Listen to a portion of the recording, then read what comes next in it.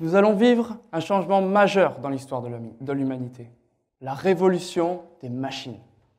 Alors, je me suis posé une question universelle qui nous concerne tous. Pourquoi avons-nous peur de l'intelligence artificielle? Eh bien, il s'avère que je suis retourné à mon enfance, la première fois que je l'ai rencontré, notamment dans les films et les romans de science-fiction. De la plus sympathique comme R2-D2 et C3PO dans Star Wars, alliés des héros voulant sauver la galaxie de l'Empire du côté obscur, jusqu'à la plus méchante, HAL 9000 dans le 2001, l'Odyssée de l'espace, figure de la machine froide et maligne. L'intelligence artificielle est la cause et la raison de notre peur. Et celle-ci est due au progrès technologique. Cette dernière décennie nous a montré, comme le prouve la loi de Moore sur l'exponentielle de la capacité de calcul des machines, qui, aujourd'hui, pour certaines, sont capables de dépasser les 1000 milliards d'opérations par seconde, ou encore la capacité des réseaux de neurones complexes à traiter de grandes quantités de données, donne lieu aujourd'hui à la reconnaissance d'images, la reconnaissance vocale, reconnaissance de texte. Et qui, ici, n'a jamais parlé à son smartphone? Dis Siri, OK Google, ils vont se réveiller là.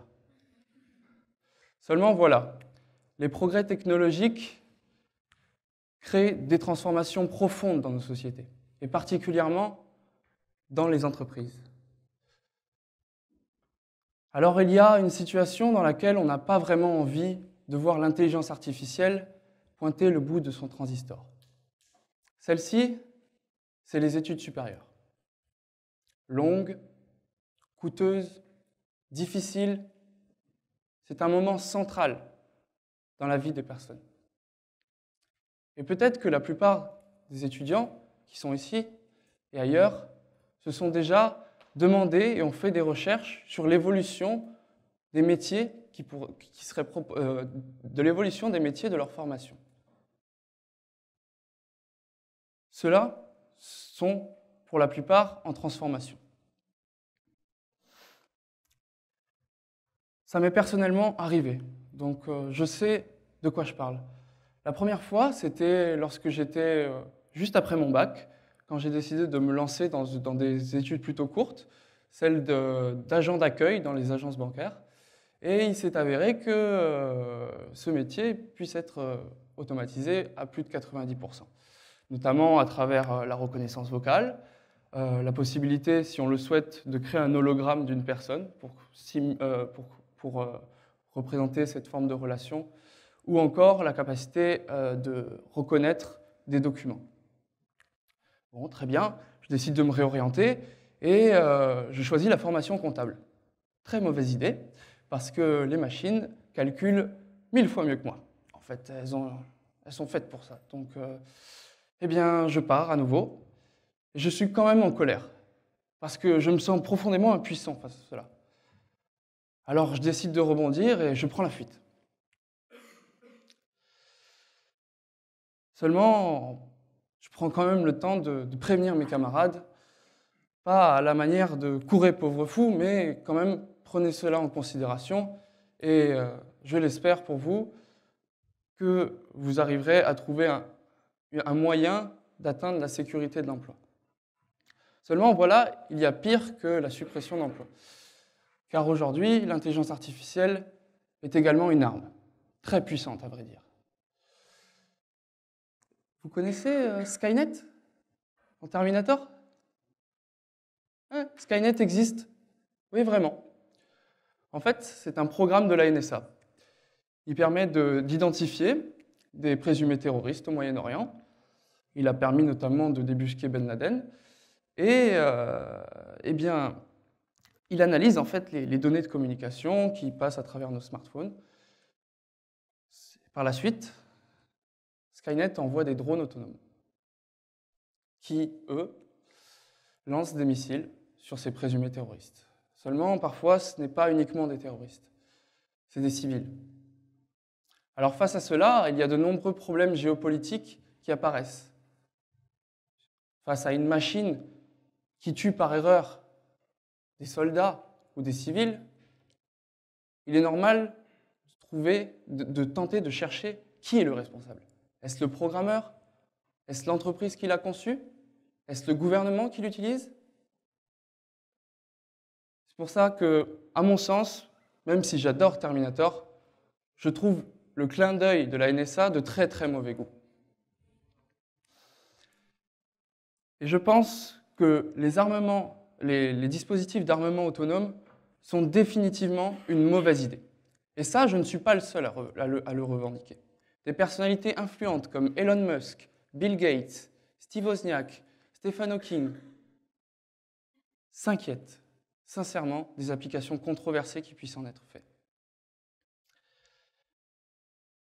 Et ainsi que de nombreux chercheurs qui ne souhaitent pas, en fait, ne veulent pas construire des armes parce que celles-ci les desserviraient. Elles réduiraient leur image et bloqueraient les avantages sociétaux futurs que pourrait apporter l'intelligence artificielle. Donc, il y a une lettre ouverte qui a été signée par plus de 3700 chercheurs en intelligence artificielle et robotique, ainsi que 20 000 autres personnes. Cette lettre a pour objectif d'interdire définitivement les dispositifs d'armement autonome. Donc, je vous incite à signer cette lettre, car il y a là un désir de rendre l'intelligence artificielle bénéfique pour l'humanité, et non pas néfaste. D'ailleurs, l'intelligence artificielle peut réellement sauver des vies. En effet, elle peut faire en sorte de réduire le taux de mortalité. Car dans ce monde, il y a des problèmes graves, notamment le cas des maladies. Aujourd'hui, cette année, c'est plus de 9 millions de personnes qui vont mourir du cancer.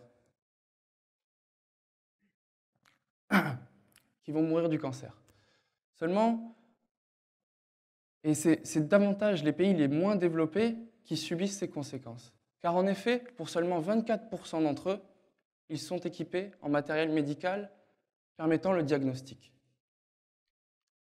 Maintenant, des solutions existent, notamment à travers des recherches, comme ce fut le cas à Stanford. Des chercheurs ont donc créé un algorithme capable de détecter des cancers de la peau. Maintenant, prenons cette intelligence artificielle, cet algorithme, couplons-le à nos drones autonomes de tout à l'heure. Mais cette fois-ci, au lieu d'envoyer des missiles, ils sont équipés en matériel médical et ils sauvent des vies au lieu de les supprimer. Je pense que la machine a un rôle à jouer et est également un fidèle allié de l'homme. Je m'explique.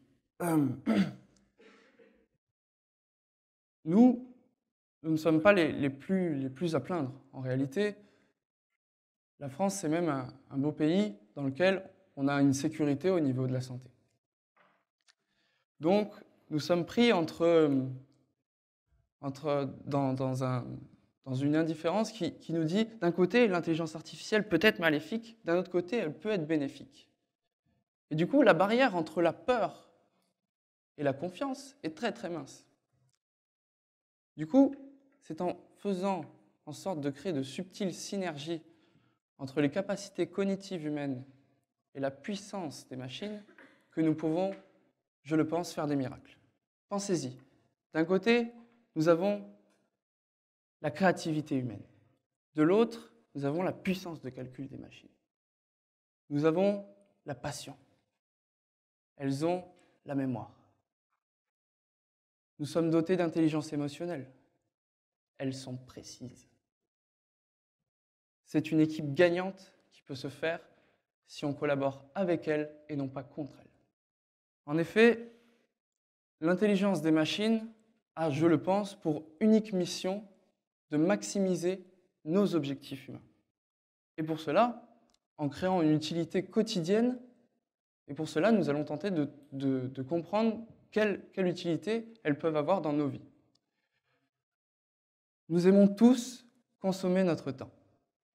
Car d'un côté, c'est notre ressource la plus précieuse. Alors pourquoi pas faire en sorte que l'intelligence artificielle nous fasse gagner du temps?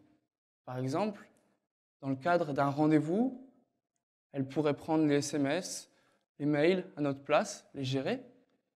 Ou encore, si elle peut faire en sorte que les banquiers, enfin, si elle peut automatiser un banquier ou un comptable, qui sont des personnes avec qui, personnellement, je n'ai pas forcément de relations sociales très approfondies, et qu'en plus de ça, elles permettent de me faire gagner plus d'argent qu'ils ne le feront jamais, dans ce cas-là, je veux bien la laisser faire. Donc, de ce constat, j'ai fait un rêve. J'ai voulu créer une interface de contrôle et de communication homme-machine. Je voulais pouvoir apprendre à une machine en lui écrivant ou en lui parlant. Et en faire une sorte de mémoire externe, comme pourrait l'être un smartphone ou un ordinateur personnel aujourd'hui. Avec la particularité qu'elle soit accessible et sans contrainte. Aujourd'hui, j'y travaille. Je crée, je construis des assistants intelligents qui vous proposent l'information dont vous avez besoin au moment opportun. En fait, c'est à travers cette synergie entre l'homme et la machine que je considère que nous sommes déjà dans l'avenir. Cette synergie existe réellement. Et dans mon travail, l'intelligence artificielle permet d'automatiser et de rendre plus productif. Par exemple, elle m'aide à faire ma veille en me proposant des articles qui m'intéressent, qui sont importants dans mon domaine d'activité. Alors ne vous y trompez pas, l'intelligence artificielle sera dans tous les secteurs d'activité, pour ceux qui l'acceptent. Et aujourd'hui, de nombreux projets voient le jour et une nouvelle génération de startups émerge.